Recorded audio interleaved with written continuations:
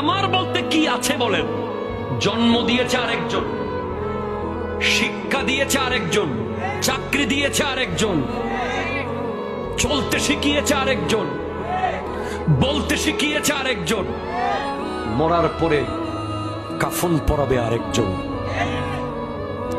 নাম দিয়েছে আরেকজন, কবরে শোয়াবে আরেকজন, মাটি দেবে আরেকজন, বাঁশ দেবে আরেকজন, বেড়া দেবে আরেকজন। নিজের কি কখনো কি ভেবে দেখেছেন?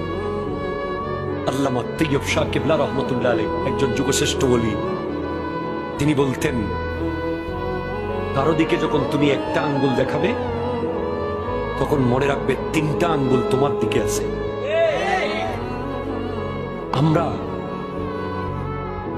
আরেকজনের ব্যাপার নিয়ে, আরেকজনের জায়গা, আরেকজনের জমি, আরেকজনের দেওয়া ক্ষমতা, এটা নিয়ে যে বাহাদুরি করি, আজকের দিনে আমাদের চোখ অন্ধ হয়ে গেছে অহংকারে অহংকারে। আমি অমুক, আমি সমুক, আমি এই, আমি সেই। অথচ স্পষ্ট মনে রাখতে হবে, আমি এসেছি